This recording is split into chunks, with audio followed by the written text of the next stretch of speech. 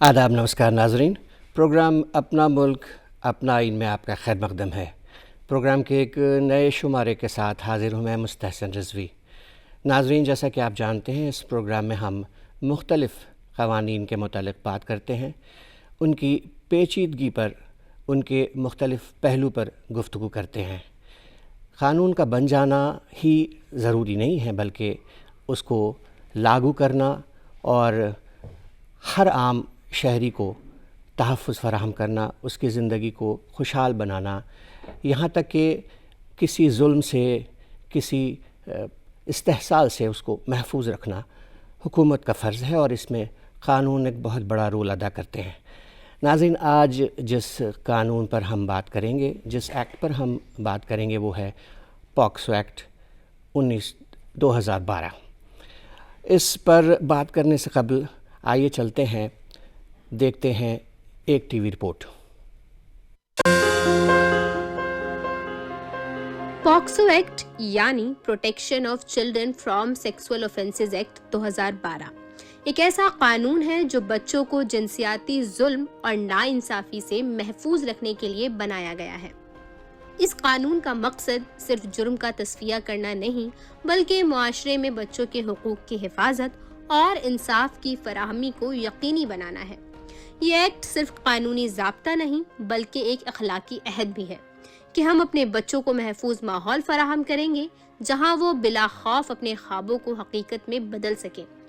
POCSO act 2012 हिंदुस्तानी parliament में 22 मई 2012 को मंजूर किया गया और ये कानून 19 जून 2012 को सदारती मंजूरी के बाद नाफिज किया गया और 14 नवंबर 2012 से पूरे मुल्क में नाफिज हुआ। यह कानून 18 साल से कम उम्र के बच्चों के खिलाफ हर किस्म के जिनसी जुराइम के लिए सख्त सजाएं मुतय्यन करता है। पॉक्सो एक्ट मुजरिमों को सख्त सजा देने के साथ साथ मुतस्सरा बच्चों के जहनी और जज्बाती बहाली का भी ख्याल रखता है। पॉक्सो एक्ट एक मजबूत कानूनी हथियार है जो बच्चों को हर किस्म के जिनसी इस्तेहसाल से महफूज रखता है, मगर कानून तभी असरदार होता है जब हम सब इसके बारे में जानकारी हासिल करें और इसके नफाज में अपना किरदार अदा करें। आज के एपिसोड में हम जानेंगे कि पॉक्सो एक्ट किस तरह काम करता है, इसका अमल दरामद कैसे होता है और हम सब मिलकर बच्चों की हिफाजत के लिए क्या कर सकते हैं। तो नाजरीन, अभी आप देख रहे थे एक टीवी रिपोर्ट। अब आप समझ ही गए होंगे कि नई नस्ल, हमारे बच्चे जो मुल्क का मुस्तकबिल हैं, उन्हें बचा के रखना, संभाल के रखना कितना ज़रूरी है और उसके लिए किसी एक सख्त कानून का होना तो बहुत ही ज़रूरी है। इस मुद्दे पर बात करने के लिए, इस अहम सवाल पर गुफ्तगू करने के लिए दो बड़े ख़ास मेहमान हमारे स्टूडियो में तशरीफ़ ला चुके हैं। आप हैं मोहतरमा ऊषा त्रेहान, बहुत बहुत खैर मकदम है आपका। ऊषा जी दिल्ली हाई कोर्ट से जुड़ी हुई हैं और बहुत लंबा और गहरा तजुर्बा है इस हवाले से, जहाँ तक बच्चों के मामला से जुड़ा हुआ मामला है। और हमारी दूर बैठी हैं ज्योति राठी जी। आप पॉलिसी एनालिस्ट हैं मिनिस्ट्री ऑफ सोशल जस्टिस में, और इससे पहले आप इसी शोबे में बच्चों को मज़ालिम से बचाने, इस्तेहसाल से बचाने के लिए काम करती आ रही हैं। पहला सवाल मैडम ज्योति राठी जी आपसे कि ये एक्ट क्या है, पहले तो इसके मुतालिक बताइए और इसकी अहमियत पर रोशनी डालिए कि ये क्यों ज़रूरी है आज के ज़माने में। जी मैडम। बहुत ज़रूरी है कि हमारा देश मानचित्र पर कैसा दिखाई देगा, उसके लिए ज़रूरी है कि वहाँ पे रहने वाली महिलाएं और वहाँ के बच्चों के साथ किस तरीके का व्यवहार होता है। तो ये जितने भी कानून आए हैं, आपका पॉक्सो कह लीजिए, प्रोहिबिशन ऑफ चाइल्ड मैरिज या child labour and prohibition adolescent act, ये इस तरह के जितने भी कानून बच्चों के दायरे के लिए जो बने हैं, उनका केवल और केवल एक मकसद होता है कि जितने भी हमारे बच्चे हैं उनको किसी भी प्रकार के शोषण से का शिकार ना होना पड़े। तो जो कानून ये पॉक्सो आया था, ये 2012 में आया था और मई 2012 में इसको पार्लियामेंट ने पास किया और उसके बाद नवंबर में ये एग्जिस्टेंस में आया और ऐसा नहीं है कि पॉक्सो आने से पहले इस प्रकार के यौन शोषण के केसेस नहीं होते थे, लेकिन इस कानून के लाने के बाद जिस तरीके का जो है एक्शन फटाफट लिया जाता है, बच्चों के बेस्ट इंटरेस्ट को देखते हुए सारी कार्रवाई की जाती है, बहुत जल्दी केसेस को डिस्पोज ऑफ करने की इसमें ट्राई किया जाता है। तो ये जो कानून आया था, ये बच्चों को प्रोटेक्शन देने के लिए आया था हर प्रकार के यौन शोषण से, फिर चाहे वो फिजिकल हो, सेक्सुअल हो, इमोशनल हो, या फिर कॉन्टैक्ट अब्यूज़ हो या नॉन कॉन्टैक्ट अब्यूज़ हो, ये हर तरीके से बच्चों के लिए प्रोटेक्शन देने के लिए ये कानून आया था। आपको ऐसा नहीं लगता ज्योति राठी जी के चूँकि इस एक ख़ास मकसद के तहत इस कानून को लाया गया, तो एक कानून के आ जाने से उन सवालात को हल करने में, उन परेशानियों को हल करने में जो दूसरी एजेंसियां हैं जैसे पुलिस है, या इसमें थोड़ी तेज़ी आई क्योंकि एक अलग से कानून आया तो वो उस पर दबाव जैसा कुछ हुआ। क्या कहेंगे आप? त्वरित कार्रवाई के लिए कानून आया और इसमें किसी के लिए गुंजाइश ही नहीं छोड़ी कि कोई भी एडमिनिस्ट्रेशन का कोई पार्ट इसमें देरी कर सके। हर चीज़ के लिए समय सीमा निर्धारित कर दी गई।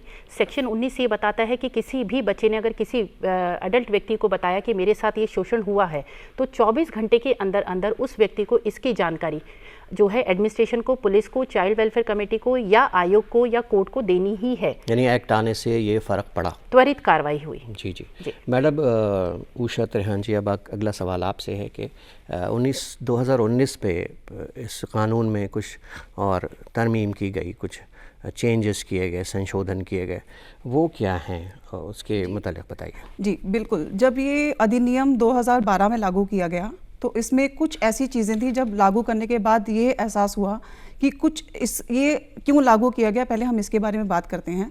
2012 से पहले भी बच्चों के ऊपर शोषण होता था, उनको cruelties and sexual harassment, sexual assault उनसे होता था। तो एक NCPCR, एक नेशनल क्राइम ऑफ ब्यूरो ने एक रिपोर्ट सबमिट किया था जिसमें कि ये देखा गया था कि बच्चे जो है बहुत वल्नरेबल हैं, उनके साथ, इसको हम कहते हैं सीक्रेट क्राइम, जिसमें कि पता नहीं चल पाता और बच्चे आगे नहीं आ पाते। और जो हमारा IPC सेक्शन में पहले जो हमारा प्रावधान था, उसमें बच्चों को और महिलाओं को कुछ ऐसा अलग अलग सेग्रीगेशन नहीं था, तो सब उनके लिए अलग ना होने की वजह से उसमें क्या होता था कि हम उनको स्पेशल ट्रीटमेंट नहीं दे पाते थे, जो कि बहुत ज़रूरी था। इसलिए ये अधिनियम को लाया गया जिसमें कि एक स्पेशल कंसंट्रेशन के साथ में, फोकस के साथ में बच्चों पे ध्यान देके उनके अकॉर्डिंग, उनकी कन्वीनियंस के अकॉर्डिंग, जो बच्चों को होता है कि एक सीक्रेट तरीके से जो उनकी कन्वीनियंस है, उनके इंटरेस्ट में काम किया जाए। तो 2012 में लागू किया गया। जैसे कि अभी बताया कि इसमें फिजिकल अब्यूज़ और नॉन फिजिकल अब्यूज़, दो तरह के अब्यूज़ होते हैं, जिसमें कि हम ये कहते हैं कि पेनिट्रेटिव सेक्सुअल असॉल्ट, और एक है एग्रावेटेड पेनिट्रेटिव असॉल्ट, जो अलग अलग तरीके के इसमें असॉल्ट है, जो हम आगे आने वाले अभी हम बात करेंगे। इसमें मैं पहले ये बताना चाहती हूँ कि इसमें 2019 के इस अधिनियम में 2019 में क्या चेंजेस आए। जो हमारी इसमें हमने ये देखा गया कि जिस तरह से क्राइम रेट बढ़ता जा रहा है और लोगों को पता चल रहा है कि ये अधिनियम है बच्चों की सुरक्षा के लिए, तो वो और बढ़ चढ़ के आगे आ रहे हैं। लेकिन हमने ये पाया कि इसमें और भी पनिशमेंट को स्ट्रिक्ट होना पड़ेगा ताकि इसको थोड़ा सा कंट्रोल किया जाए। रोकना तो हम रोकेंगे इसको, बट इसको पहले हमें स्ट्रिक्ट करने की ज़रूरत है। तो इसमें हमारा जो पहला पेनिट्रेटिव सेक्सुअल असॉल्ट था, उसमें जो 7 साल की सज़ा थी, उसको हमने 10 साल करा। और जो एग्रावेटेड पेनिट्रेटिव असॉल्ट है, जो एग्रावेटेड की हम आगे आने अभी बात करेंगे कि वो क्या है। इसमें हम बोलते हैं कि जिसमें कि पुलिस ऑफिसर है, या कोई इंस्टीट्यूशन में वर्कर है, या पब्लिक सर्वेंट है, या घर का कोई सदस्य है, या गैंग रेप है बच्चे के साथ में, वो सारे इसमें आते हैं जो बच्चे के साथ में इस तरह से असॉल्ट करते हैं। उसमें पहले जो सज़ा थी 10 साल की, उसको बढ़ा के 20 साल का, और उसके बाद में उसको लाइफ इम्प्रिजनमेंट की ही बात की गई। और जब बच्चे का मर्डर हो जाता है, उसमें डेथ पेनल्टी इसमें अनाउंस करी गई। तो इस तरह के चेंजेस, संशोधन लाके हमने इस एक्ट को और भी मजबूत बनाया है। और इसमें एक और चीज़ पहले नहीं थी, जो नेचुरल कैलेमिटी के टाइम पे, जैसे कोई भूकंप की स्थिति है या कुछ बाढ़ की स्थिति है, इस स्थिति में भी क्या होता था कि जैसे बच्चे अपने माँ बाप से बिछड़ जाते हैं, और उस टाइम पे भी ऐसी सिचुएशन में भी बच्चों के साथ असॉल्ट होने की पूरी पॉसिबिलिटीज़ रहती हैं, और बच्चों के साथ में क्रूएलिटी होती थी जो कि एड्रेस नहीं हो पाती थी। तो उसको भी इसमें इंक्लूड किया गया, और पोर्नोग्राफी को भी इसमें इंक्लूड किया गया। पोर्नोग्राफी को भी इसमें इंक्लूड किया गया। अब मैडम, मेरा अगला सवाल ज्योति जी से है। इसमें एक बच्चा शामिल होता है, बच्चे का पूरा ख़ानदान शामिल होता है, यहाँ तक कि समाज भी है। तो उनका नाम ज़ाहिर है पोशीदा रखने की बात है कि उसको छिपाया जाए, समाजी बदनामी या और बहुत सी बात होती है। इसके लिए इस कानून में क्या बातें हैं? जी, इसके लिए मैं सभी को बताना चाहूँगी कि सेक्शन 23 प्रोसीजर फॉर मीडिया, इसमें बहुत अच्छे से इसको एक्सप्लेन किया गया है एक्ट में, और इसमें ये बताया गया है कि इस प्रोसीजर के तहत किसी भी मीडिया के किसी चैनल को, न्यूज़ चैनल को, अखबारों को, प्रिंट मीडिया, कोई भी व्यक्ति बच्चे की जो आइडेंटिटी है उसको रिवील नहीं कर सकते। अभी आपने रिसेंटली एक केस देखा होगा, कठुआ केस एक हुआ था जिसमें जो है टीवी चैनल पे बच्चे का फेस दिखाया गया, या एक गुड़गांव के एक जाने माने स्कूल का आप केस देख लीजिए जहां बच्चे की आइडेंटिटी को रिवील किया गया। तो ये बहुत सख्त कानून है और सख्त निर्देश ये देता है कि जब भी किसी बच्चे के साथ यौन शोषण हो तो ऐसे में जो विक्टिम हम जिसको कहेंगे या सर्वाइवर कहेंगे, तो उस बच्चे की निजता का अधिकार हमें कायम रखना है, और किसी भी प्रकार से बच्चे का नाम, स्कूल का नाम, लोकेलिटी का नाम, बच्चा कहाँ रहता है, कैसे है, किसी भी प्रकार से बच्चे की आइडेंटिटी को रिवील नहीं करना, क्योंकि कॉन्स्टिट्यूशन भी जो आर्टिकल 21 है वो राइट टू लाइफ देता है। तो अब जब कभी कोई इंसिडेंट बच्चे के साथ हो गया तो इसका मतलब ये नहीं है कि बच्चे जीना छोड़ देंगे, बच्चों को वहीं स्कूल भी जाना है, रहना भी है, और एक अच्छा जीवन देने की जिम्मेदारी सरकार की, समाज की, और जितने भी स्टेक होल्डर्स या NGOs हैं उन सब की बनती है। तो उसके लिए ये कानून आया था। उसके लिए कानून आया था। उषा जी, अभी बात हो रही थी, आप कह रही थी पोर्नोग्राफी की बात हो रही थी, चाइल्ड पोर्नोग्राफी, और ये जो ऑनलाइन शोषण की बात हो रही थी, इसके मुतालिक कानून में क्या क्या और बातें कही गई हैं? इसमें पॉक्सो एक्ट में ये है कि जैसे इसमें कुछ डिफरेंट सेक्शंस बनाए गए हैं। जैसे में एक है कि जैसे अगर कोई बच्चे की कोई वीडियोस हैं वो रिकॉर्ड करके रखता है, या फिर उसको धमकी देता है कि वो उसको रिलीज़ करेगा, या उसका उस तरह से हैरेसमेंट कर रहा है, तो उसमें पनिशमेंट का प्रावधान है। या फिर अगर स्टोर करके रखी है लेकिन उसने डिलीट नहीं करी है और अथॉरिटी को पास भेजता है और बोलता है कि वो इसको वायरल कर देगा, तो उसमें भी पनिशमेंट है। और या फिर वो बच्चे का किसी तरह से पोर्नोग्राफी वीडियोस या उसको किसी एक्ट में इन्वॉल्व करना जिसमें उसके सेक्सुअल या उसके ऑर्गन को रिवील करना, इनडिसेंट तरीके से उसको टीवी पे दिखाना, या कमर्शियलाइज यूज के लिए अगर वो उस पर उसकी वीडियोस बना रहा है और उसको आगे रिलीज़ करने के लिए डिस्ट्रीब्यूशन के पर्पस से उसने स्टोर किया हुआ है, तो उसमें 3 to 3 years, 5 years, 7 years इस तरह से पनिशमेंट्स वहाँ पे हैं। और ये इसमें बिल्कुल भी ऑफेंस है कि अगर हम किसी बच्चे का, अगर हम देखते हैं कि जैसे व्हाट्सएप पे भी हमें कितनी तरह की वीडियोस आती हैं और हम आगे फॉरवर्ड करते हैं, वो हमें समझना होगा कि वो ऑफेंस है। अगर हमें कोई वीडियो मिल रही है तो हमें इमीडिएटली उसको डिलीट करना है। अगर हम उसे फ़न के, एंटरटेनमेंट के तरीके से भी देखने हैं, जो देखने वाला है वो भी एक ऑफेंस है, हमें इसको इमीडिएटली रिपोर्ट करना चाहिए। जुवेनाइल पुलिस होती हैं वहाँ पे, और या फिर लोकल पुलिस होते हैं, हमें इमीडिएटली रिपोर्ट करना चाहिए कि अगर हमें पता लगता है कि किसी ने बच्चे को किसी भी एक्ट में इस तरह से इन्वॉल्वमेंट रखी हुई है, या टीवी में अगर ऐड आती हैं, अगर हम कहें कि अगर पोर्नोग्राफी की बात करें, अगर हम टीवी कमर्शियल्स में भी देखते हैं या ऑनलाइन मीडियम में भी देखते हैं कि बच्चे का कुछ इस तरह से एक्ट हमें दिखाए जा रहे हैं, या आजकल हम इंस्टाग्राम रील्स भी देखते हैं, तो हमें इमीडिएटली इसको रिपोर्ट करना है। अदरवाइज अगर हम जैसे अभी बताया कि अगर जो रिपोर्ट नहीं करता है, सेक्शन 19 और 20 में भी ये प्रावधान है कि अगर वो कोई देख रहा है कि किसी बच्चे के साथ में क्राइम हो रहा है, किसी बच्चे के साथ में शोषण हो रहा है, उसके साथ गलत हो रहा है, लेकिन अगर हम उसको रिपोर्ट नहीं करते हैं तो उसमें भी उसको 6 महीने की सजा और फाइन है इसमें। तो हमें इसको इमीडिएटली एक्शन लेना चाहिए। इस तरह के क्राइम्स को अगर हमें रोकना है तो हमें इसे समझना होगा, और बच्चों के ऊपर बढ़ते हुए शोषण को हमें रोकने के लिए आगे बढ़ना होगा। अगर देख रहे हैं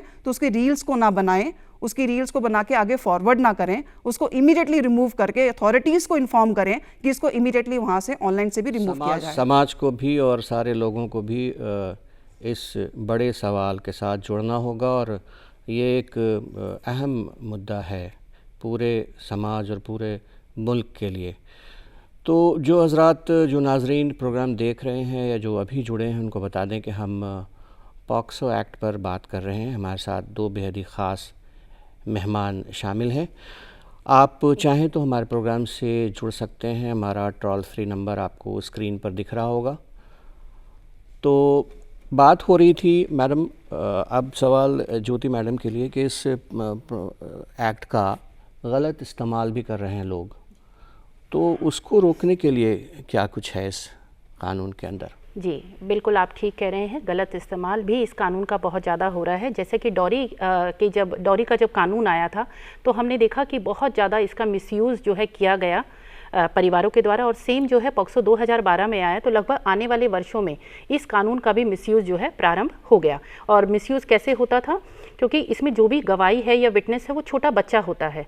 तो आप महसूस करेंगे ज़्यादातर जहाँ पे डिवोर्स के केसेस हैं, आपस में पति पत्नी के आपस में संबंध अच्छे नहीं चल रहे हैं, और कस्टडी का मामला जब हम देखने का मिलता है। मैडम एक फ़ोन आ रहा है, एक फ़ोन ले लेते हैं।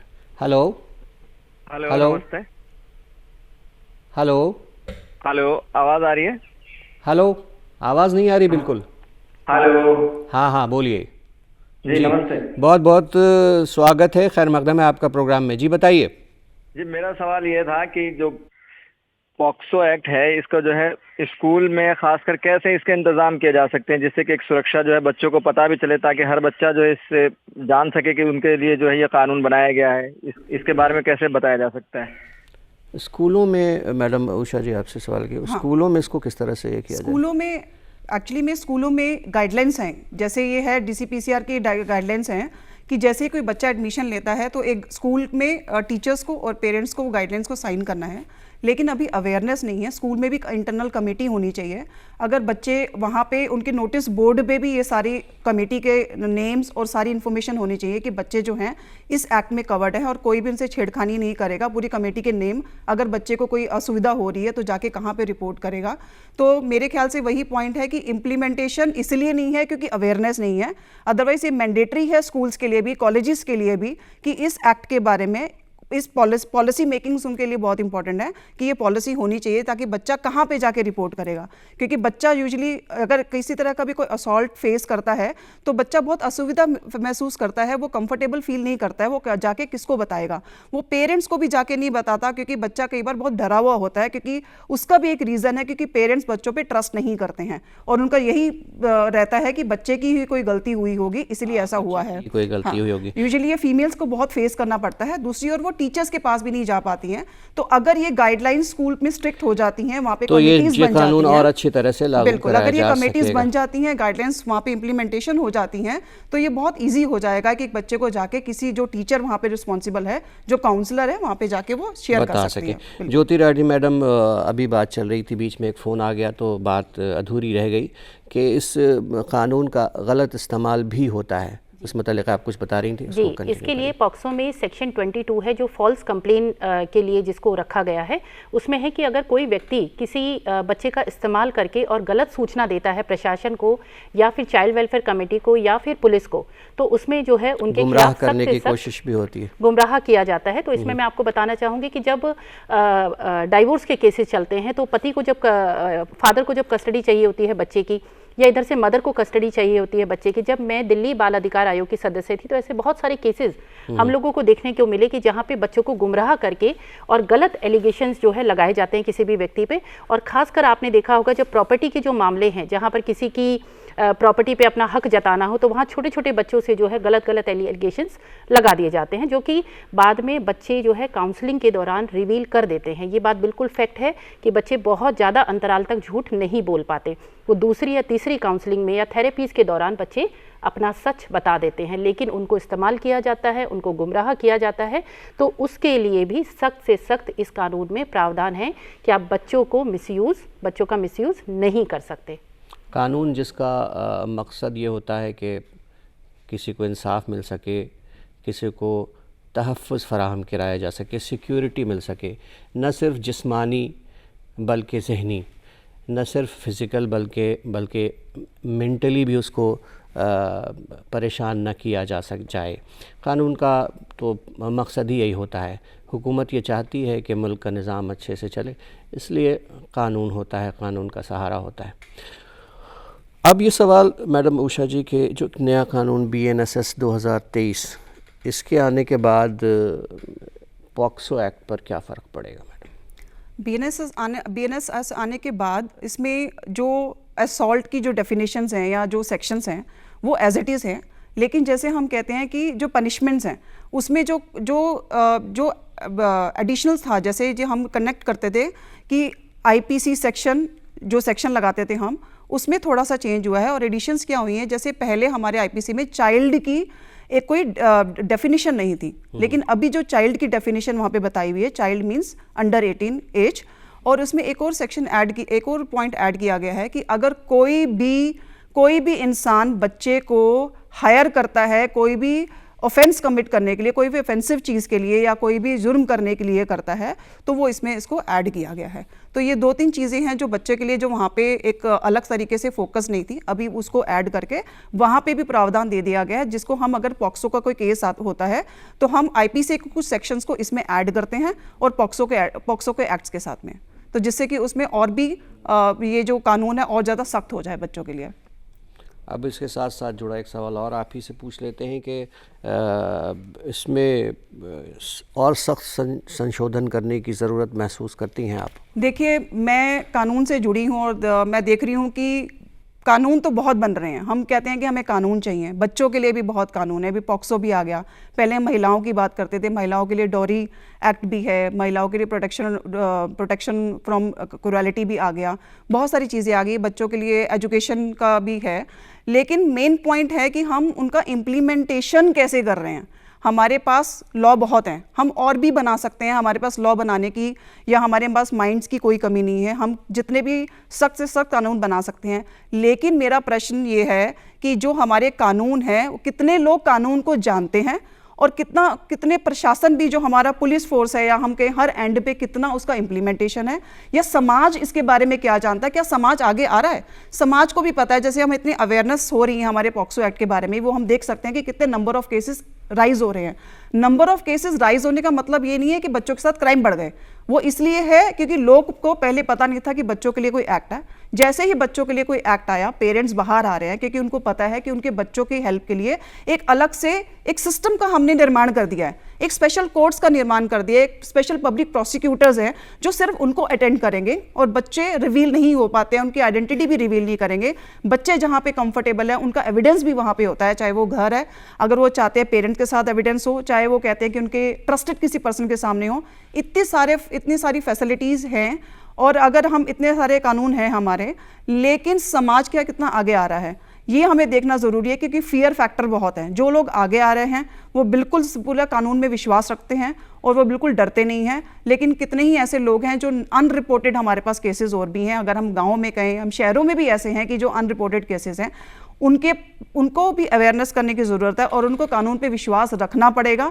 और अगर वो कहते हैं कि उनको किसी स्टेज पे हेल्प नहीं मिलती है, जैसे अगर वो पुलिस थाने में जाते हैं, इसके भी बहुत सारे प्रावधान है कि वो किसको रिपोर्ट कर सकते हैं मैटर। और आज के युग में जहाँ पे डिजिटल रिवोल्यूशन बहुत है, तो हमारे ऑनलाइन कंप्लेंट्स के भी इतने प्रावधान हैं, तो हम ये नहीं कह सकते कि हमारी सुनवाई नहीं हो सकती। अगर एक जगह पे सुनवाई नहीं होती है, तो अगर हम जगह पे सुनवाई हो सकती है। अब अगला सवाल, मैडम उषा जी बता रही थी कि अवेयरनेस की कमी है। ये इसी से जुड़ा हुआ सवाल ज्योति जी के लिए भी है कि मैडम कुछ एग्जांपल्स से समझाएं कि जो लॉ इन्फोर्सिंग एजेंसीज़ हैं, जैसे पुलिस एडमिनिस्ट्रेशन है, जब बात होती है कि अवेयरनेस की कमी है समाज में और एक इंडिविजुअल के पास, एक आम शहरी के लिए, तो एक सवाल और दूर तक भी जाता है कि ये जो एजेंसीज़ हैं, पुलिस एडमिनिस्ट्रेशन, इनमें भी क्या कानून पूरी तरह से कानून की समझ है, या कि यहाँ भी कुछ रुकावटें हैं जिसकी वजह से इम्प्लीमेंटेशन में काफ़ी दिक्कतें आती हैं। ज्योति जी, मैं चाहूँगा कि कुछ मिसालों के ज़रिए आप बताएं कि ये जो क्राइम कमिट हो जाता है, उसके बाद रिपोर्ट होती है, तो पुलिस का जो एक्शन होता है वो क्या होता है, और ऐसे कुछ मामलात आपकी नज़र से गुजरे हैं तो हमारे साथ साझा करिए। जी, ये बड़ा दुर्भाग्य ही कहूँगी मैं अपने देश का कि जब इतने बड़े बड़े कानून हमारे बने हुए हैं और सब सारी चीज़ें हैं, पॉलिसीज़ बनी हुई हैं, रूल्स आए हुए हैं, उसके बाद भी क्यों एक विक्टिम को जो है बार बार विक्टिमाइज होना पड़ता है। और उसका मैं केवल एक रीज़न कहूँगी कि कानून भी बन गए, जैसे अभी उषा जी कह रहे थे कि कानून तो बहुत अच्छा है, सख्त है, और 2012 के बाद तो लग रहा था कि जैसे ये ऐसे होने वाले केसेस कम हो जाएंगे, लेकिन ऐसा हुआ नहीं। MWCD की एक रिपोर्ट थी 2007 की, अगर आप उसको गो थ्रू करेंगे, हमारे सामने स्टूडेंट्स भी बैठे हुए हैं, तो उसमें 53 जो सर्वे हुआ था उसमें ये था कि 53% बच्चों ने सेक्शुअल अब्यूज़ का कोई ना कोई हिस्सा जो है उन्होंने फेस किया है। तो यानी हर चौथा बच्चा हमारे यहाँ कहीं ना कहीं हम कहेंगे कि उसने अब्यूज़ का सामना, यौन शोषण का सामना किया है। तो ऐसे में बहुत हिम्मत करके एक माँ या एक बच्चा या फिर एक परिवार उठ के जाता है। बात है ये बहुत गंभीर बहुत बात गंभीर है बात, और ये बहुत दर्दनाक भी है कि आज हम 2025 में बात कर रहे हैं और हम विश्व गुरु के पटल पे बिल्कुल जाने वाले हैं और हमारे अगर बच्चे सेफ फील नहीं कर रहे हैं तो ये, और इसके लिए हमें सभी को मिलकर कार्य करना पड़ेगा। तो उसके लिए मैं आपको बताना चाह रही थी कि जब कोई परिवार या कोई बच्चा उठ के जो है पुलिस थाने तक जाने की हिम्मत करता है और उसके बाद उसकी FIR अगर नहीं लिखी जाती या प्रशासन उसकी बात नहीं सुनता तो ये बहुत जाती है। और फिर मैं कहूँगी कि एक विक्टिम तो वो ऑलरेडी था ही, अब विक्टिमाइजेशन हम उसका बढ़ा रहे हैं और उसका केवल एक रीज़न ये है कि जितने भी आपके स्टेक होल्डर्स हैं, और स्टेक होल्डर्स में पुलिस, आपका चाइल्ड लाइन, आपका चाइल्ड वेलफेयर कमेटीज़, आपके सारे कमीशंस, आपके वो सारे ऑर्गेनाइजेशंस, NGO, वो तमाम लोग जो किसी न किसी तरीके से सपोर्ट पर्सन वो बच्चों से जो जुड़े हुए हैं, यहाँ तक कि न्यायालय भी, वो सभी जो है अगर आपस में कोऑर्डिनेट नहीं करेंगे तो जो बच्चा और जो माँ अपनी शिकायत लेके यहाँ तक पहुँचे हैं, वो एक मैसेज जो है पूरी सोसाइटी को चला जाएगा कि उन्होंने कंप्लेन किया तो क्या फ़ायदा हुआ। तो ज़रूरी है हर परिवार, हर बच्चे और हर कोने में जो बच्चा बैठा है वहाँ तक न्याय प्रणाली पहुँचे।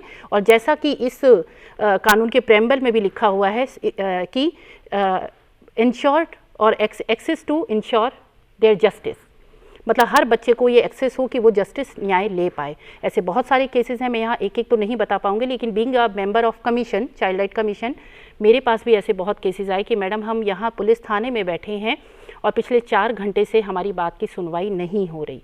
तो उसके लिए भी प्रोविज़न है कि ऑनलाइन दे सकते हैं आप, जो है पॉक्सो ई-बॉक्स पर, NCPCR के पॉक्सो ई-बॉक्स पर आप कंप्लेन दे सकते हैं, आप NHRC को कंप्लेन कर सकते हैं, आप दिल्ली चाइल्ड राइट कमीशन को कंप्लेन कर सकते हैं, 1098 पर आप कॉल कर सकते हैं, ईमेल के थ्रू भी अपनी कंप्लेन दे सकते हैं, और अपने नज़दीकी जो चाइल्ड वेलफेयर कमेटी, जिसको बाल कल्याण समिति के नाम से हम पुकारते हैं, उनके पास जाके भी अपनी कंप्लेन को दे सकते हैं। लेकिन सबसे ज़रूरी है कि जितने भी स्टेक होल्डर्स हैं उनका आपस में कोऑर्डिनेशन बहुत अच्छा हो, क्योंकि जो आने वाला जो विक्टिम है उसको आप लोगों की कार्रवाई के बारे में कुछ नहीं पता है, उसको इस कानून के बारे में कुछ नहीं पता है।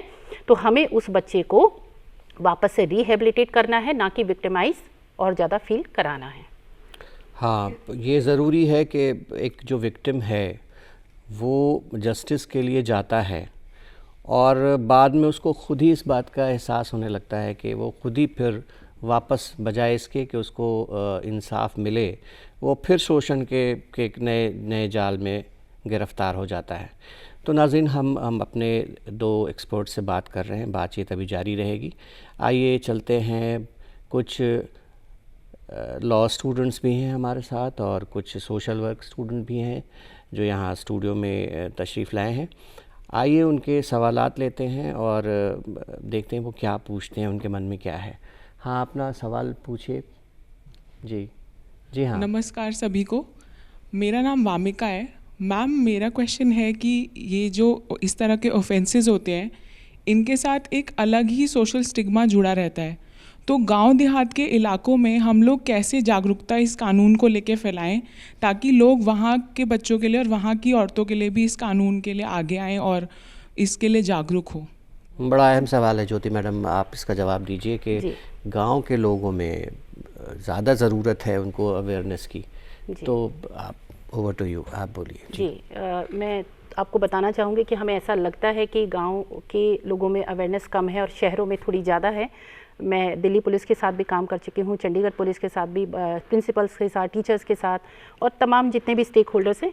तो ये बहुत अजीब लगता है कहने में, लेकिन राजधानी में भी अभी उतनी अवेयरनेस नहीं है। लेकिन अगर हम गांव की बात करें तो अभी गांव में वो हालात अभी भी ठीक हैं, क्योंकि गांव की बेटी सबकी बेटी मानी जाती है और वो सब लोग सामूहिक होकर उस बच्चे की रक्षा के लिए आगे आते हैं। लेकिन हाँ, ये कमी है कि उनको ये नहीं पता होता कि कंप्लेन जाकर कहाँ करनी है। तो इसके लिए जो हमारे पंचायती राज जो हमारे सिस्टम है, ये हमारे जितने भी सरपंच हैं उनके साथ जो है सामूहिक रूप से काम करना चाहिए, उनको अवेयर करना चाहिए। जितने हमारे MCDs हैं वो इस लेवल पे बहुत अच्छा काम कर सकते हैं, हमारे निगम पार्षद हैं वो बहुत अच्छा इसमें कार्य कर सकते हैं। तो ज़रूरी है कि जन जन तक हम इस कानून को पहुँचाएँ और उनको अवेयर करें कि रिपोर्टिंग प्रोसीजर क्या है, किसको हम रिपोर्ट कर सकते हैं। केवल हमारे पास ऑप्शन में पुलिस नहीं है, आप नज़दीकी चाइल्ड वेलफेयर कमेटी या सरपंच को हम इतना मजबूत कर दें कि अगर उनको ये बात पता चले तो उनको भी जाकर रिपोर्ट करना है और कौन कौन सी एजेंसी को करना है। तो सबसे ज़्यादा ज़रूरी जो मैंडेट रिपोर्टिंग, जिस पे बात, ये कानून आया ही था मैंडेट रिपोर्टिंग के लिए, उस बात पर हमें हमेशा बल देना चाहिए कि इस बात को अपने तक सीमित ना रखें, इसको रिपोर्ट करें। हाँ, ये जिम्मेदारी गांव के मुखिया सरपंच की बनती है कि वो पूरे गांव समाज को इनके बारे में, इस कानून के बारे में और इस तरह के जो ऑफेंसेस होते हैं उसके बारे में आगाह करे, और जिसे हिंदी में कहते हैं कि सतर्क करे। तो अगला सवाल लेते हैं। अगला सवाल पूछिए। जी हाँ, पूछिए। नमस्कार सभी को।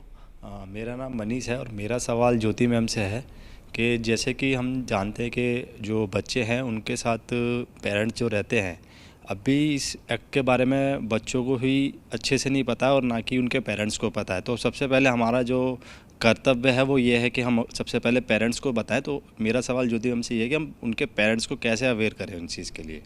पेरेंट्स को कैसे अवेयर करें, मैडम आप बताइए। उषा जी आप। मैं ये कहना चाहूँगी कि हम पेरेंट्स को कैसे अवेयर करें, इसके लिए जैसे हम कह रहे हैं कि स्कूल में कमेटीज़ होनी चाहिए। तो हम जहाँ पे पॉक्सो की बात करते हैं, बच्चे स्कूल गोइंग बच्चे हैं, तो ये स्कूल की एक रिस्पॉन्सिबिलिटी बन जाती है कि अगर वो इस तरह के अवेयरनेस प्रोग्राम्स क्रिएट करें। बच्चे स्कूल में भी सुरक्षित नहीं हैं और अपने घर में भी सुरक्षित नहीं हैं। देखा जाए तो एक स्टडी के अकॉर्डिंगली भी ऐसा देखा गया है कि 90% जो भी इन पे असॉल्ट होते हैं, जो इस तरह के केसेस आते हैं, चाहे वो महिलाएं चाहे बच्चे हैं, वो नॉन लोगों के थ्रू आते हैं। यानी जब बच्चा पैदा होता है वो अपने घर में ही सुरक्षित नहीं है, ये हमें पहले समझना होगा, और फिर उसके बाद में वो स्कूल जाता है। अगर स्कूल में अवेयरनेस आ गई, स्कूल में अगर कमेटीज़ बन जाती हैं, तो वहाँ पे हम पेरेंट्स को अवेयर करने के लिए इस तरह के हम कैंपेन कर सकते हैं जिसमें पेरेंट्स को इनवाइट किया जाए। और जो बाकी संस्थाएं हैं जैसे NGOs हैं, अगर हम बात करें तो वो भी अलग अलग तरीके से अवेयरनेस प्रोग्राम अभी कर रहे हैं और अभी करना और भी चाहिए, जिससे कि पेरेंट्स को पता चले और अवेयर रहें। मैडम एक कॉल आ रहा है, कॉल लेते हैं। हेलो हेलो जी, हेलो हेलो। हाँ जी बताइए। नमस्कार, स्वागत है आपका खैर मकदम में प्रोग्राम में। जी बोलिए। जी सर, मैं बकरी पालन के बारे में। हेलो, कोई लगता है टेक्निकल प्रॉब्लम हो गई, मतलब आवाज़ क्लियर आई नहीं। चलिए अगला सवाल लेते हैं। अगला सवाल पूछिए आप लोग। नमस्कार मैम। मैम मेरा ये प्रश्न है कि हमारे सेक्सुअल अब्यूज़ से रिलेटेड क्या मिथ्स एंड मिसकंसेप्शंस हैं और इसको हम किस बेसिस पे सेंसिटाइज करें और इसको हम इरेडिकेट कैसे कर सकते हैं? जी मैं आंसर करना चाहूँगी। सबसे पहले तो हमें समझना होगा कि पॉक्सो या यौन शोषण से लेके वो मिथ कौन कौन से हैं जो हमारे समाज में फैले हुए हैं। तो सबसे पहला मिथ ये है कि ज़्यादातर यौन शोषण लड़कियों के साथ होता है, लड़के हमारे सेफ हैं, जो कि बिल्कुल गलत बात है। लड़कों के साथ भी उतना ही यौन शोषण होता है, लेकिन लड़कों वाले केसेस में रिपोर्टिंग नहीं होती। लड़के अपने घर में ही इस बात को नहीं बता पाते, और जब वो बताने जाते हैं तो माँ ही एक्सेप्ट नहीं कर पाती कि लड़के के साथ भी सेक्सुअल अब्यूज़ हो सकता है। पहला मिथ। दूसरा है कि ये जो यौन शोषण के केस हैं वो ज़्यादातर रात में होते हैं, जबकि ऐसा नहीं है। अगर आप रिसर्च देखेंगे, सर्वेज देखेंगे, तो आप ये पाएंगे कि जो बच्चों के साथ यौन शोषण होता है वो अधिकतर दिन में होता है। तीसरा मिथ मैं आपको बताना चाहूँगी कि ज़्यादातर यौन शोषण के केस आइसोलेटेड जगह पे होंगे या किसी अकेला कोई जहाँ पे बच्चा मिला है वहाँ होंगे। ऐसा बिल्कुल नहीं है। ये मैं फिर दोबारा रिसर्च के बेस पे बात कर रही हूँ कि ज़्यादातर केसेस बच्चों के साथ दिन में होते हैं और भीड़ वाली जगह होते हैं। शादी का समारोह हो या कोई और फंक्शन हो, या बच्चा जो है बस में, स्कूल बस में जा रहा है, ऑटो में जा रहा है। और इसके अलावा एक मिथ और भी है कि बच्चों के साथ यौन शोषण करने वाला व्यक्ति कोई बाहर से आएगा, बच्चे पे अटैक करेगा और चला जाएगा, जबकि ऐसा बिल्कुल नहीं है। अभी उषा जी ने भी इस बात पर बहुत एम्फेसाइज किया कि ज़्यादातर यौन शोषण के केसेस बच्चों के साथ जो उनका नॉन सर्कल होता है, अब उस नॉन सर्कल में सब लोग आ गए। कभी कभी बहुत हताश होता है कहते हुए, कभी कभी बायोलॉजिकल पेरेंट्स भी इस घेरे में आते हैं, उनके द्वारा भी बच्चों का यौन शोषण किया जाता है। एक मिथ और भी है कि हमें लगता है कि जब कोई इस तरीके का केस होगा तो कोई बाहर का व्यक्ति आएगा, करेगा, और तो जब नॉन व्यक्ति करते हैं तो हम इस बात को बहुत जल्दी हजम नहीं कर पाते। तो ये बहुत सारे मिथ रहते हैं पॉक्सो केसेस के अराउंड में।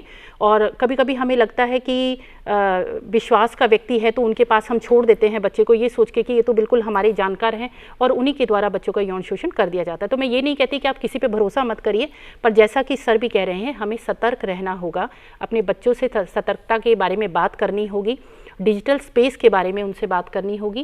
कि पहले होता था बच्चों को घर में बंद किया और मम्मी पापा कह गए कि हम थोड़ी देर में आते हैं, आप यहीं रहना, लेकिन डिजिटल स्पेस में नहीं पता बच्चे के साथ आप कौन से देश से जो है बच्चे के ऊपर अटैक हो रहा है। तो डिजिटल स्पेस में भी बच्चों को कितनी जानकारी शेयर करनी है, क्या करनी है, ये माँओं को भी समझना होगा और छोटे बच्चों को भी समझना होगा, और इसके लिए भी कानून को और सख्त होना पड़ेगा। तो नाज़रीन, बदलते वक्त के साथ साथ हमारे बच्चे और ज़्यादा इनसिक्योर हो रहे हैं। ये डिजिटल स्पेस की बात मैडम कर रही थी, हमें और ज़्यादा इस चीज़ पर गौर करना होगा और इससे अपने छोटे छोटे नौनिहालों को बचा कर रखना होगा। तो नाज़रीन, आप देख रहे हैं प्रोग्राम अपना मुल्क अपना आइन। आप अपने ख़यालात और तअस्सुरात और अपने मशवरे हमें ईमेल भी कर सकते हैं। हमारा ईमेल आईडी है hopdurdu@gmail.com। तो गुफ्तगू का सिलसिला जारी रखते हैं। अगला सवाल पूछिए। नमस्कार मैम, मेरा ये सवाल है कि हमें जो हमारी फ़र्स्ट इन्फॉर्मेशन होती है वो हमें स्कूल से मिलती है। तो चाहे वो राजधानी हो, जैसे अभी हमने बात करी, या वो छोटे गांव हो, पर स्कूलों में, बड़े स्कूल हों छोटे स्कूल हों, प्रिंसिपल्स की एक्सेप्टेंस और टीचर्स की एक्सेप्टेंस सबसे ज़रूरी है, तभी हम पेरेंट्स और बच्चों तक उस चीज़ को पहुंचा पाएंगे। तो वो एक्सेप्टेंस हम प्रिंसिपल्स और टीचर्स के लिए कहाँ से लाएं, उसके लिए क्या करना चाहिए? उसके लिए क्या करना चाहिए आप बताइए मैडम उषा जी। प्रश्न मुझे दोबारा क्या प्रश्न है इनका? एक बार आप दोबारा। मेरा प्रश्न है, जैसे हम कहते हैं कि हमारी फर्स्ट प्राइमरी टीचर्स और स्कूल होता है, तो हमें स्कूल से ही सबसे ज़्यादा नॉलेज मिलती है। और अभी हमने ये भी डिस्कस किया कि चाहे वो राजधानी हो चाहे गांव हो, अभी भी पॉक्सो को लेके इतनी इन्फॉर्मेशन अवेयरनेस नहीं है, बट एक्सेप्टेंस भी नहीं है। तो अगर हमें जैसे पेरेंट्स को या बच्चों को इसके बारे में बताना है तो वो हम प्रिंसिपल्स और टीचर्स के थ्रू करेंगे, पर प्रिंसिपल्स इस चीज़ को एक्सेप्ट नहीं करती हैं क्योंकि वो डरते भी हैं कि हम आगे कैसे आएँ। तो उस चीज़ को कैसे टैकल करना चाहिए? बिल्कुल। अब जैसे मैंने पहले भी कहा कि ये मैंडेटरी गाइडलाइंस हैं कि स्कूल में वैसी पॉलिसीज़ होनी चाहिए। हम देख रहे हैं कि स्कूल में बच्चों के साथ लगातार इस तरह से उत्पीड़न के केसेस आ रहे हैं, चाहे वो महाराष्ट्र हो, चाहे यूपी हो, चाहे दिल्ली हो। काफ़ी हमने रिपोर्ट्स, हमने न्यूज़ भी देखी हैं। तो ये प्रिंसिपल को, अगर प्रिंसिपल एक्सेप्ट नहीं कर रही हैं तो वो अपने एंड पे गलत कर रही हैं। उनको कन्विंस करना पड़ेगा कि बच्चों को सेफ़र एनवायरनमेंट देना कितना ज़रूरी है।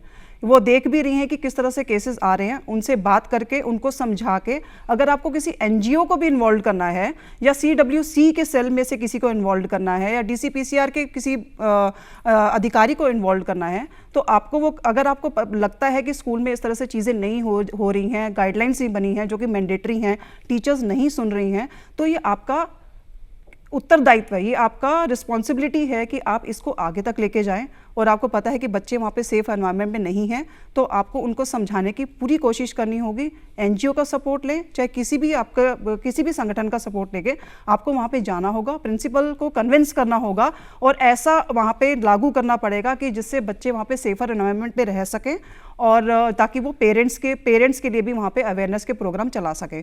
तो यही एक सोल्यूशन है, क्योंकि हमारे पास प्रावधान बहुत हैं, कानून बहुत हैं, लेकिन अगर यूज़ नहीं करेंगे तो वो भी एक हमारे लिए यूज़लेस बन जाएंगे। हम जितने मर्जी कानून लाते जाएं, अगर वो नहीं उसको लागू करेंगे तो हमारे लिए ये बहुत ही शर्म की बात है कि हम आज बात कर रहे हैं कि हमें कानून चाहिए, बट कानून का यूज़ नहीं हो रहा है, उसका अब्यूज़ हो रहा है। हाँ, तो कानून के लागू करने का ज़्यादा ज़रूरत है। ऐड करना चाहूँगी सर। जी मैडम। कि national commission for protection of child right, Delhi child right commission या जितने भी NHRC जितने भी तमाम आयोग हैं, उनका केवल कार्य जो है कॉग्निजेंस लेना नहीं है, बल्कि उनके लिए मैंडेट है कि वो ज़्यादा से ज़्यादा अवेयरनेस भी इसमें जो है प्रसार करें। अभी एक सवाल मैडम ज्योति मैडम आपके लिए मेरे जहन में चल रहा था, वो ये कि उषा मैडम की बात से सारी चीज़ें, ये बहुत ही ज़रूरी और दिलचस्प सवाल पूछा उस बच्ची ने। और इससे एक बात ये होती है मैडम कि एक सवाल होता है अवेयरनेस का, कि लोगों को पता होना चाहिए कि एक कानून है और उस कानून की मदद कैसे ली जा सकती है, और आप अगर परेशान हैं तो आपको दूसरी सरकारी एजेंसियां किस तरह से मदद कर सकती हैं, जाके जो गुनहगार है उसको किस तरह से सज़ा दी जा सकती है। मगर इसके अलावा जब जो लोग इसमें शामिल हैं, जो स्टेक होल्डर्स हैं, मैडम अभी बता रही थी, उनके बीच भी एक ताना बाना होना चाहिए, एक पूरा एक वेब जैसा होना चाहिए। जैसे कहा ना मैडम ने, अभी उषा मैडम ने, कि इनकी मदद ले सकते हैं, इस एजेंसी की मदद ले सकते हैं, इस एजेंसी की मदद ले सकते हैं।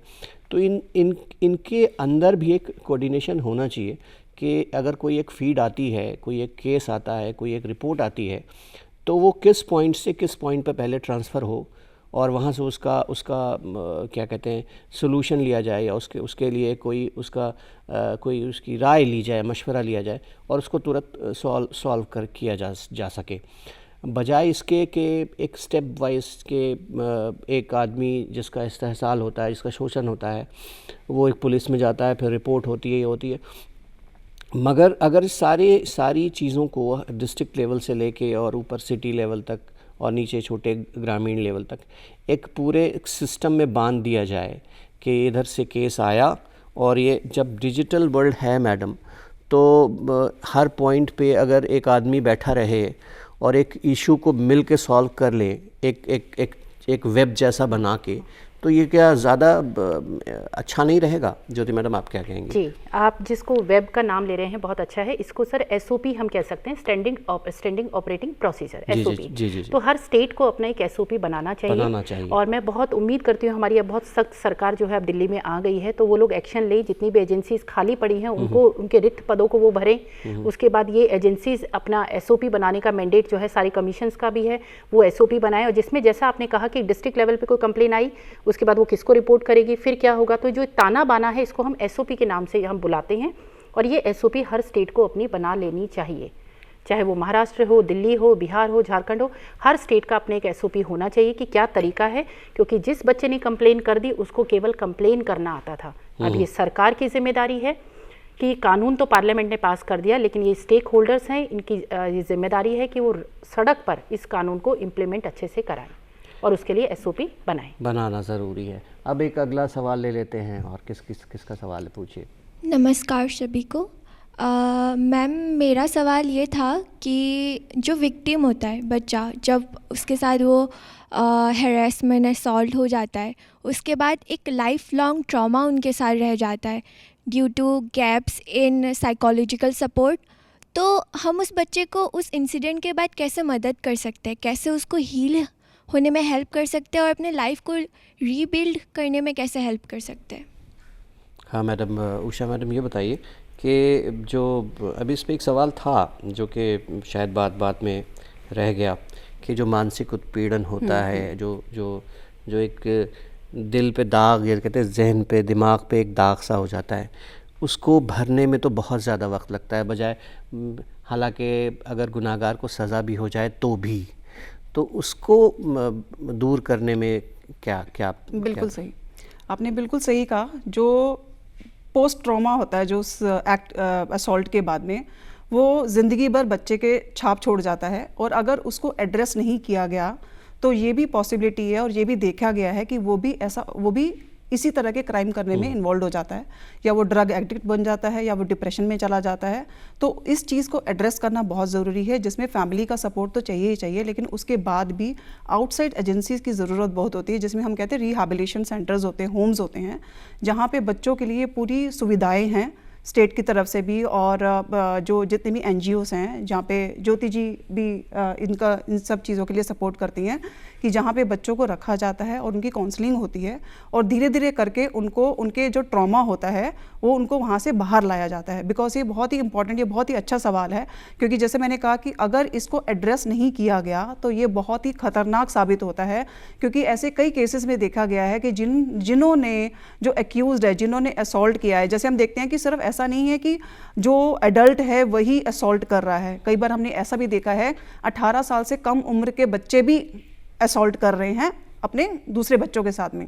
तो ये एक मेंटल उनकी कंडीशन ऐसी हो जाती है, क्योंकि उनके साथ भी कुछ ना कुछ ऐसा हुआ होता है जो एड्रेस नहीं होता है, वो उस ट्रॉमा से बाहर नहीं आते हैं, उनको नहीं समझ में आता है क्या होता है, तो या तो वो ड्रग एडिक्ट बनते हैं या वो इसी तरह से क्राइम करते हैं। तो इसी के लिए हमारे पास काफ़ी संस्थाएं हैं जो पेरेंट्स भी इन्वॉल्व होते हैं, जिनमें पेरेंट्स पहले एक कंफर्टेबल एनवायरनमेंट देते हैं, फिर उनके पास उनको मेंटल हेल्थ उनकी इंप्रूव करने के लिए उन एजेंसीज़ के पास ले जाया जाता है, जहाँ पे उनका इस तरह से रिहैबिलिटेशन होम्स जिसको बोलते हैं, जिसमें उनको पूरा काफ़ी दिनों तक ये उपचार चलता है, जहाँ पे उनसे बात की जाती है, कोशिश की जाती है जो उनके अंदर जो भी फियर फैक्टर है जो आ गया है उसको निकाला जाए, और ताकि उनको आगे बढ़ने में मदद मिल सके। तो कानून का जो मकसद है वो ये कि न सिर्फ गुनाहगार को सज़ा दिलाई जा सके, बल्कि वो लोग जो कि विक्टिम हैं, जिनको हरास किया गया या जिनको परेशान किया गया, चाहे कि जिस्मानी हो कि ज़हनी हो, उनको भी उनके दर्द की दवा करना, उसके लिए मरहम मुहैया कराना भी हुकूमत की ज़िम्मेदारी है और क़ानून ये काम करता है। बहुत बहुत शुक्रिया मैडम, आप लोग स्टूडियो में आए, अपना बड़ा ही कीमती वक्त हमारे इस प्रोग्राम को दिया। तो नाज़रीन, हम देख रहे थे, हम जानने की कोशिश कर रहे थे नज़दीक से कि ये पॉक्सो एक्ट आखिर है क्या और किस तरह से हमारे लिए मददगार साबित हो सकता है। बहुत बहुत शुक्रिया स्टूडेंट्स का भी जो कि आप स्टूडियो में आए। तो यहीं प्रोग्राम ख़त्म होता है। अब हम देखते हैं कानून की बात और मुझे दीजिए इजाज़त। खुदा हाफिज़। मैटरनिटी बेनिफिट एक्ट 1961, जचगी की अहमियत। एक सेहतमंद माँ और बच्चा मुल्क की तामीर में अहम किरदार अदा करते हैं। चूँकि बच्चे मुल्क का मुस्तकबिल हैं, इसलिए हामिला ख़वातीन की मुनासिब देखभाल ज़रूरी है। हुकूमत का किरदार। आज़ादी के बाद ख़वातीन के इख्तियारात में इजाफा एक मजबूत माशरे के लिए अव्वलीन तरजीह रही है। ख़वातीन को जचगी के फ़वाइद फराहम करने के लिए क़वानीन मुतारुफ कराए गए। मैटरनिटी बेनिफिट एक्ट 1961 क्या है? ये कानून काम करने वाली ख़वातीन को जचगी से पहले और बाद में तनख्वाह समेत छुट्टी फराहम करता है। इसका मकसद माँ और बच्चे की सेहत का तहफ़्फ़ुज़ और माँ के वक़ार को बरकरार रखना है। 2016 तरमीम। मोदी हुकूमत ने जचगी की छुट्टी 12 हफ्तों से बढ़ाकर 26 हफ्ते कर दी। अब हिंदुस्तान आलमी सतह पर उन ममालिक में शामिल हो गया जहां ख़वातीन को सबसे तवील जचगी की छुट्टी मिलती है। ये कानून कहां लागू होता है? ये कानून उन तमाम दफातर और कंपनियों पर लागू होता है जहां 10 या उससे ज्यादा मुलाजमीन काम करते हैं।